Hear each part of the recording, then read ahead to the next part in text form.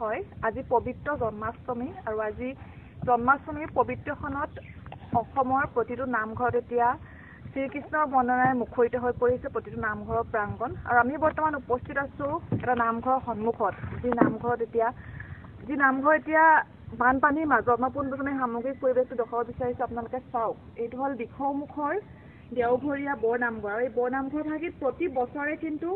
শ্ৰীকৃষ্ণৰ বন্দনাৰে এই মুহূৰ্ত মুখৰিত হৈ থাকে কিন্তু আজি এই মুহূৰ্ত কিন্তু দেখিছে আপোনালোকে এই নামঘৰটোত বৰ্তমান পানীৰ মাজত ডুব গৈ আছে আৰু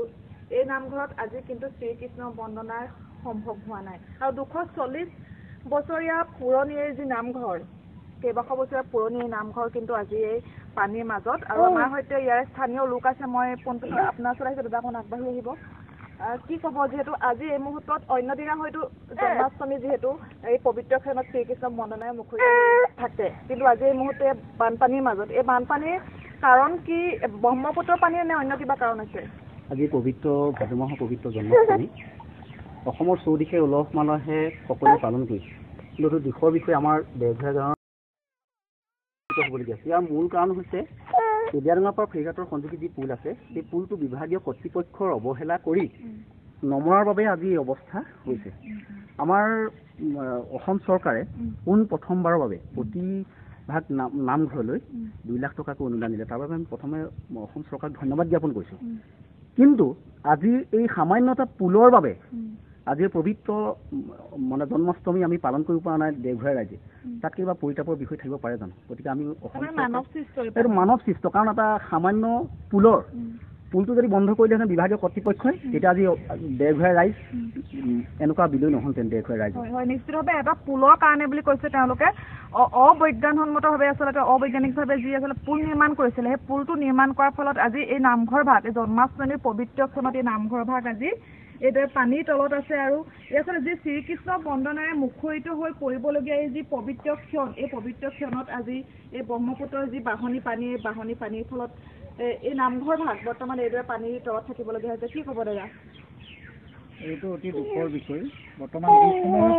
আমাৰ মানৱ জাতিৰ পথ হৰিনাম মাত্ৰ এই হৰিনাম মাত্ৰত আজি শ্ৰীকৃষ্ণৰ মহাজন্মাষ্টমী যি ভক্তিৰ সাত্বিকতাৰে অনুষ্ঠিত কৰা অসমৰ প্ৰতিটো নামঘৰতে আজি অতি দুখৰ বিষয় আজি আমি যুৱক চামৰ যি বিশৃংখলতা আহিছে তাকো এই হৰিনামৰ ধ্বনিয়েদি তেওঁলোকক আধ্যাত্মিক জ্ঞানৰ শিক্ষাৰে তেওঁলোকৰ জীৱনৰ গতি পথ সলনি কৰাৰ যি মুহূৰ্ত আহি পৰিছে পবিত্ৰ ভাদ মাহত তেওঁলোকৰ যিটো নেগেৰা নামেৰে বা তেওঁলোকে যিটো এটা ভক্তি মাৰ্গেৰে তেওঁলোক আগবাঢ়ি যোৱাৰ আমাৰ সমাজখন শৃংখলিত কৰাৰ এটা প্ৰয়াস কৰাৰ মুহূৰ্ত এই মুহূৰ্তৰ পৰা আজি বঞ্চিত হোৱাৰ লগতে আমি যিটো গ্ৰাম্যাঞ্চলত বাস কৰা যিখিনি আমাৰ এটা পৰম্পৰা থকা অনুষ্ঠান সেই অনুষ্ঠানৰ পৰা আমি বঞ্চিত হৈছোঁ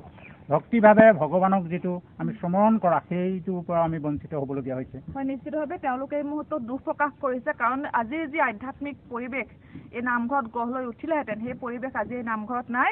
এই নামঘৰ আজি এইদৰে বানপানীৰ কবলত এই বানপানীৰ মাজত আছে কেইবাশ বছৰে পুৰণি দিখৌমুখৰ দেওঘৰীয়া বৰ নামঘৰ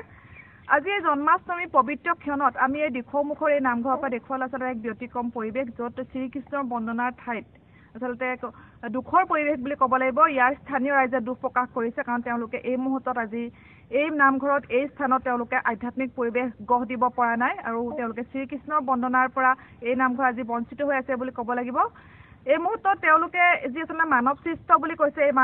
বানপানীৰ কাৰণ এটা পুল বুলি কৈছে সেই পুলটোৰ ক্ষেত্ৰত তেওঁলোকে বিভাগীয় কৰ্তৃপক্ষক আহ্বান জনাইছে যে অতি শীঘ্ৰে তেওঁলোকে যি অবৈজ্ঞানিকভাৱে নিৰ্মাণ কৰিছিল তেওঁলোকে সেই পুলটোৰ ক্ষেত্ৰত যেন ব্যৱস্থা গ্ৰহণ কৰে